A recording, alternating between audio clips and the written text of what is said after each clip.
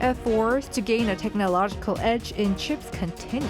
South Korea vows to zero in on R&D for processing in memory and more, as President Yoon held an economy meeting today, calling the semiconductor race an industrial war. The nation's finance chief hints at the growth forecast being lower than 1.6% for this year, apparently factoring in weaker exports in recent months. Inflation pressure, meanwhile, will likely to further slow down. Hundreds of wildfires rage on in Canada, prompting air quality alerts in neighboring parts of America. It's June 8, 2023. This is News Center. Good evening. Thank you for joining us. I'm Yoon Min. The Korean government is looking to inject more funds to gain an edge in chips, one of the nation's driving forces. This as President Yoon today chaired an economic meeting, saying his cabinet will do everything to help amid other competitors trying to catch up. Our Kim Do-yeon starts our coverage. President Yoon has called for nationwide efforts to protect and boost the country's chip-making competitiveness, saying the competition in the global semiconductor industry is an industrial war. This as he presided over the 17th Emergency Economy meeting with 60 industry insiders, including CEOs, scholars, and government officials on Thursday, strictly focused on the nation's chip export strength. 어찌됐든 이 반도체 전쟁에서 우리가 승리하려면은 민간의 혁신과 정부의 선도적 전략이 동시에 필요합니다. 기업과 투자, 유능한 인재들이 다 모이도록 정부가 이 제도와 제도 설계를 잘 하고 인프라를 잘 만들어야 됩니다. Semiconductors account for a fifth of South Korea's total exports and take around 55% of its manufacturing investment. South Korean firms have led the industry's market share for the past 20 years, with companies such as Samsung Electronics and SK Hynix especially showing strength in memory chips. However, recently, it's seen hurdles with large markets such as the U.S. creating the CHIPS Act amid Washington's push and pull with Beijing, creating complications for South Korean companies' production lines, while Chinese chip makers slowly catching up with South Korea's market share. That said, President Yoon promised industry players that government support will be there. President Yoon emphasized that semiconductors are South Koreans' livelihoods, their security, industry, and the economy itself, and called on ministers to get rid of any regulations that get in the way of the companies. The Ministry of Trade, Industry, and Energy also announced on Thursday that it's looking into injecting more than $1 billion to foster up-and-coming technology in the industry, such as power semiconductors, chips for automobiles, and advanced packaging, among other lucrative investments. In the meantime, this is the second time President Yoon specifically addressed the high-tech industry in an emergency economy meeting after batteries in April. President Yoon, in efforts to re-emphasize, while at the same time motivate the participants, said when he goes abroad for multilateral summits, leaders are looking for one-on-one opportunities with him, all because of the country's technological competitiveness. And that's all thanks to the industry leaders. Kim Do-yeon, Arirang News. Global observers have taken notice of the country's rather bolder approach to securing its national and economic interests in light of the new national security policy unveiled under the Yoon administration. Our Oh Soo-young had a chance to talk to them. South Korea is looking to become a shaper and not a follower of its geopolitical destiny for its national interest. That's according to experts on the Yoon Suk-yeol administration's national security strategy. Naming North Korea as the country's greatest threat, Seoul put emphasis on building its three-axis system to preemptively strike, deter and retaliate to Pyongyang's attacks, while leaving dialogue an option. Yoon government has a sense that the previous government of Moon Jae-in relied upon North Korea's goodwill. So it was up to North Korea how to deal with us. And that has been changed clearly. And what's been laid out this time in this document was that in order to deal with North Korea properly, first and foremost, we have to make sure that we have a capability to defend ourselves. Seoul's strategic decisions have long been influenced by four major powers: the US, Japan, China, and Russia. While acknowledging that it's still highly sensitive to external conditions, South Korea has now made a clear departure from its strategic ambiguity on regional affairs, taking a more assertive and broader posture on geopolitics based on its liberal democratic values.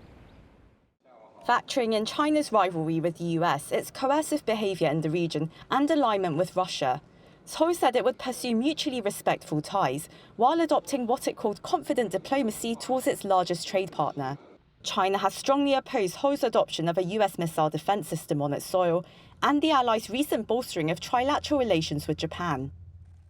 Those changes were incorporated and reflected in terms of the way Yoon government is describing China's status. Important economic partner, but it's not necessarily a strategic partner. It's a country that needs to be dealt with based on clear principles.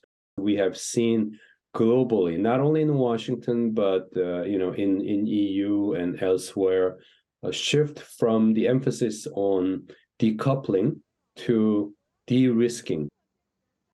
In fact, Seoul is seeking stronger multilateralism with other democratic middle powers for peace, stability and future prosperity, as global challenges like climate change and technological shifts present new emerging crises and opportunities. So cooperating with the EU on international norms and international rules when it comes to strengthening the rules-based international order, of course, is crucial for South Korea because it ultimately strengthens Seoul's voice in this discourse. As ever, Seoul is balancing its relations, but looks to put its national interests at the core. Oh Soo-young, Arirang News. In other news, the OECD lowered its growth projections for Korea yesterday. And today, South Korea's finance chief says the country may be lowering its own growth forecast for this year.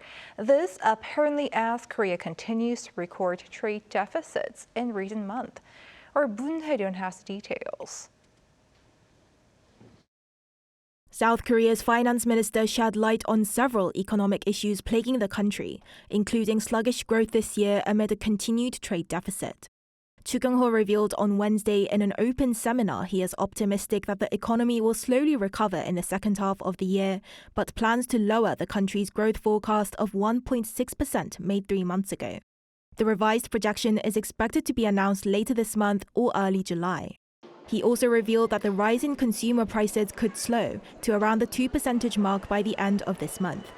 Currently, price jumps in the country year on year have fallen to just over 3%, but he stated that as dining out and food expenses remain high, the government will seek to lower living costs.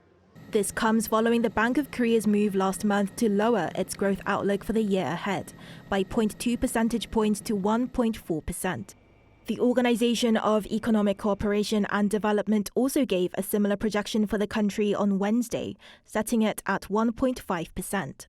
In addition to its forecast, the OECD recommended a set of policies in response to South Korea's aging population, an issue which Chu stated he plans to discuss with both the health and finance ministries in a meeting to be held soon.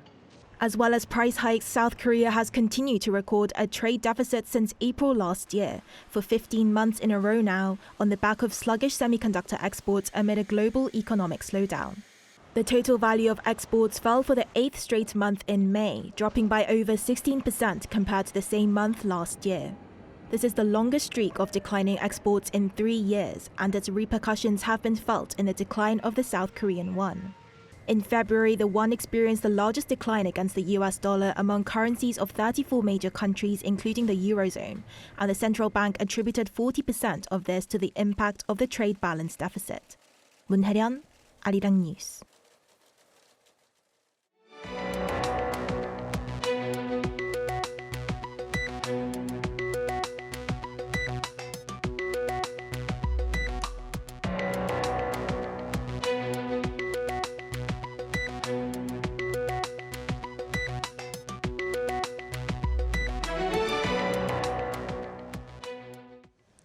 In North North America, Canada is fighting raging wildfires that are affecting the air in the U.S. as well.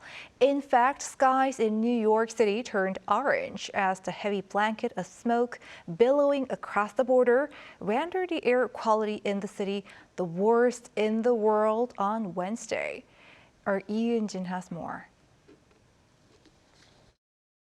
Canada has been experiencing an unusually early and intense start to its wildfire season, which is shaping up to be the nation's worst ever.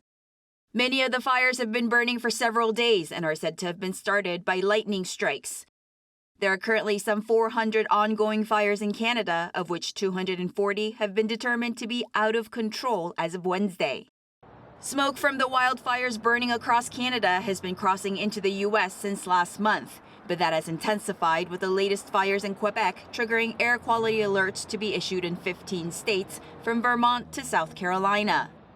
According to a U.S. Environmental Protection Agency metric for air pollution, the air quality index exceeded a staggering 400 at times in parts of New York City and Pennsylvania. A level of 50 or under is considered good, and anything over 300 is considered hazardous when even healthy people are advised to limit outdoor physical activity. As a result, we are encouraging New Yorkers to stay home, indoors tonight and tomorrow whenever possible, especially our vulnerable New Yorkers.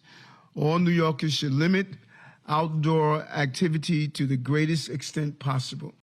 New York City closed beaches, parks, and zoos. Schools have shifted recess indoors, and outdoor performances have been canceled, as well as Major League Baseball games. The Federal Aviation Administration paused and slowed flights due to the smoke limiting visibility.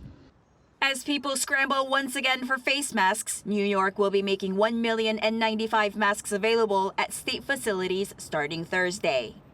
We have to take each situation clearly, but this is extremely dangerous air outside. This is an environment where we are recommending every single New Yorker, if they don't have to, stay indoors. That's a very strong recommendation. Last year, the United Nations warned that a warming climate and land use changes would lead to more wildfires globally. Experts say wildfire seasons are becoming longer, and because of the hot and dry conditions caused by climate change, the blazes are spreading faster and burning larger areas. More than 950 firefighters and personnel have arrived from the U.S., Australia, New Zealand, and South Africa, and more are due to arrive in Canada soon. Yoon, Arirang News. Shifting gears, the South Korean capital becomes the first city government to integrate with the metaverse, introducing a tech-savvy way of living. As our Shin Ha-young reports, the global smart city market looks bright, and Seoul is rolling up its sleeves to become even smarter. Here in this virtual space, you can adopt a pet. To ensure responsibility, just as in real life, users must submit an application form to do so. Seoul Digital Foundation has launched a pet service called Seoul Pet on the Metaverse Seoul platform. It's part of a Seoul City project to expand user experience on Metaverse Seoul, the world's first virtual municipal space. This comes as Seoul strives to leap forward as a smart city, with the global smart city market forecast to be worth $870 billion by 2026, growing 13.8% per year on average. These days, smart cities are not just high-tech spaces with upgraded infrastructure, but digital solutions to our everyday lives, work, and environment, addressing issues like old infrastructure, the aging population, resource shortages, and even traffic congestion. Smart solutions can really help cities tackle all these challenges that we have seen, because smart solutions can really transform the way that cities operate right now. Last year, Seoul was awarded the Smart City of 2022 prize at the Smart City Expo World Congress in Barcelona, the world's largest smart city event. The city was recognized for having the most outstanding initiatives and projects in the urban transformation industry through its strategy of partnering with the digitally vulnerable and its metaverse platform. Institutions like the Seoul Digital Foundation that is here in Seoul and that are doing an awesome job trying to explain the whole citizenship, not only the digital people, but also the elderly and the children, on how to and how can smart cities improve our quality of life. He added that South Korea is currently in a good position to export smart city-related technologies, raising expectations for South Korea's participation in this year's expo, which will be held in November. In fact, this year, not only Asian countries such as Japan, Saudi Arabia, and Kazakhstan have visited Seoul, but also Western countries, including the US, Finland, and Brazil, have shown interest in the smart city and its metaverse. To foster the growth in the local smart city market, experts are stressing the need for participation from the local population, and are urging people to recognize the problems of current cities and reflect those demands in smart cities. 신하영, Arirang News. The annual Maritime Defense Industry Exhibition in the city of Busan showcases the latest technological developments in the sector. In this year's event, unmanned combat systems took center stage, as our Kim Hyun-sung reports from Busan. Looking towards the horizon of South Korea's naval defense, we may be heading into an era where technology takes the helm. Unmanned vanguards in the shape of drones, vessels, and aircraft are poised to take over traditional combat roles. This futuristic vision was showcased front and center at this year's Maritime Defense Industry Exhibition, popularly known as MADEX, held from Wednesday to this Friday. We're going to see a drastic population decline from 2030. Our Navy will also go through a significant cut in personnel. Given this, there is no choice but to shift toward a future of hybrid warfare, integrating both manned and unmanned operations. LIJ Next One, South Korea's leading aerospace and defense company, opened the curtains on their high-tech unmanned air, underwater, and surface combatants. These systems allow pilots to remotely steer vessels, aircraft, and vehicles while being tens of kilometers away from the perilous sites of combat. In a direct face-off, Hyundai Heavy Industries and Hanwha Ocean also flaunted their hybrid manned and unmanned combat systems. We are, for the first time, revealing the hybrid manned-unmanned oceanic forces, including the unmanned command ship, reflecting the Navy's latest needs. We're currently showcasing an unmanned submarine, which is in the conceptual design phase at Navy headquarters. These breakthroughs, cultivated from homegrown technology, could potentially revolutionize South Korea's future naval operations. With the Navy project christened Sea Ghost, plans are underway to integrate efficient, power-driven unmanned and artificial intelligence systems into combat strategies. The fleet aims to integrate these high-tech forces into a variety of roles, including patrols, detection and destruction of sea mines, amphibious assaults, and more, as demonstrated on Thursday on the coast of Busan. The Navy's presentation offered a glimpse into the future of maritime combat, with both manned and unmanned craft working together to bring the best in defense capabilities. Reporting from the deck of a South Korean naval ship, this is Kim Hyun-sung, Arirang News, Busan.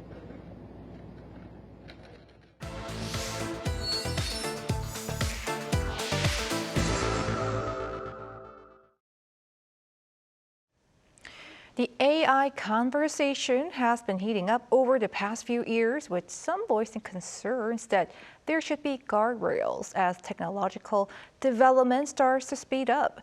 Today, we delve deeper into the other side of AI technology with our business correspondent, Lee Dae-hyun. Welcome, Dae-hyun. Great to be back, Jung-min. So tell us about these two phases, should I say, of AI. Well, Jung-min, there's no doubt that AI has its positives and can make our lives much easier.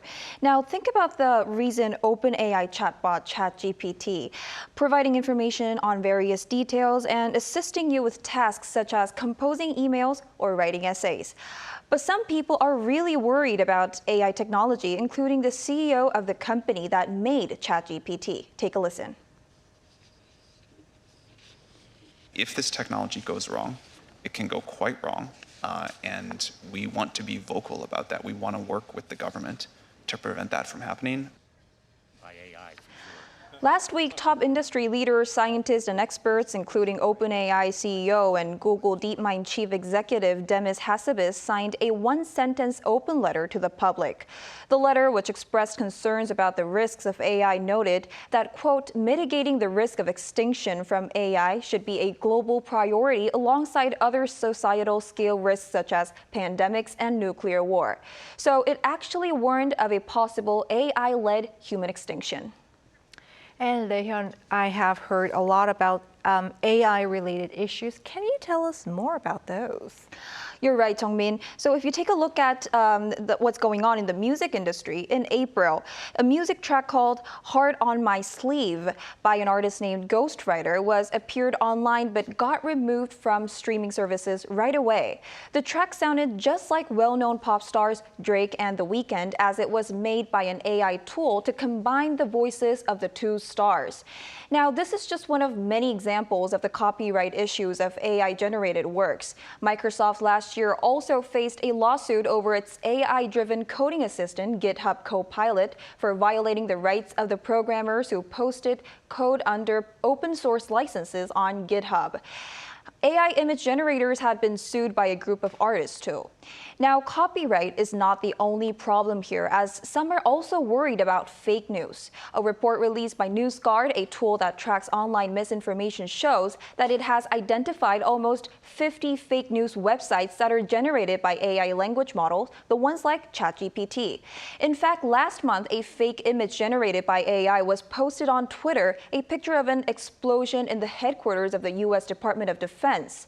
This caused a brief dip in the U.S. stock market after it was promptly spread by other news agencies. After the image was debunked, Bloomberg reported that this event was, quote, possibly the first instance of an AI-generated image moving the market. And other issues include people losing their jobs to AI, as recent data shows that 5% of layoffs last month in the U.S. were due to AI. There are even forecasts made by Goldman Sachs that generative AI will likely replace 300 million jobs globally. And you mentioned AI guardrails earlier. So where are we in terms of AI measures? Right. So that's true, which is why major countries are actually working to establish these AI guardrails. This was one of the topics discussed at the recent G7 summit, where countries including the US and Japan agreed to establish generative AI measures by the end of this year. The EU, for instance, has been discussing the world's first ever AI Act since 2021. The act would include the definition of AI, classify risk levels and responses, and the appointment of supervisory authorities. China also revealed its blueprint for AI companies last month, while Washington, following its AI Bill of Rights established last year, is also preparing for detailed guardrails as it kicked off its subcommittee hearing on AI in May.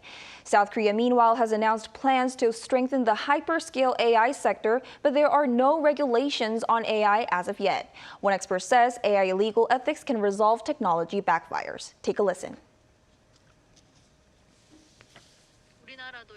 South Korea is also working on establishing what's called AI legal ethics. There are some challenges, though, as they may restrict technological development.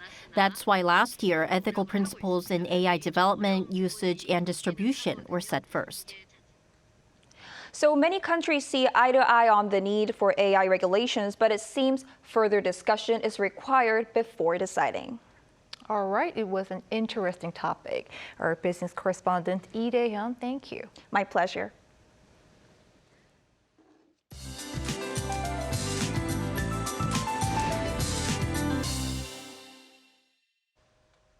Make sure to have your umbrellas handy tomorrow. Most inland regions will see spells of showers.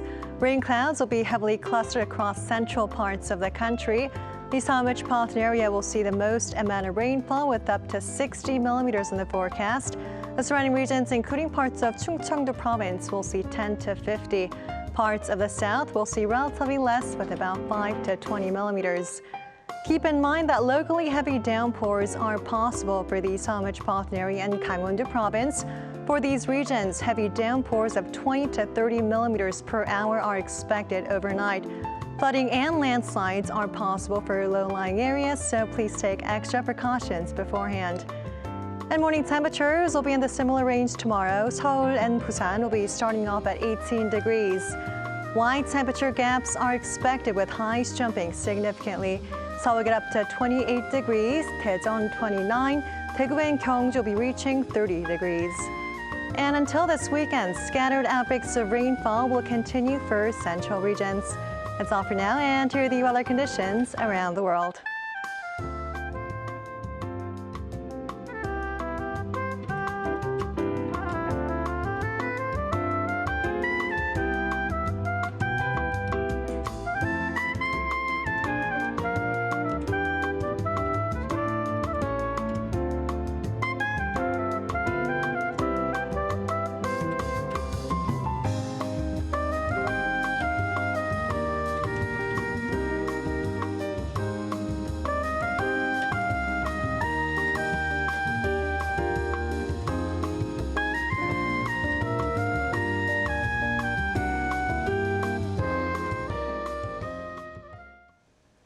That is News Center for tonight. Thanks for watching.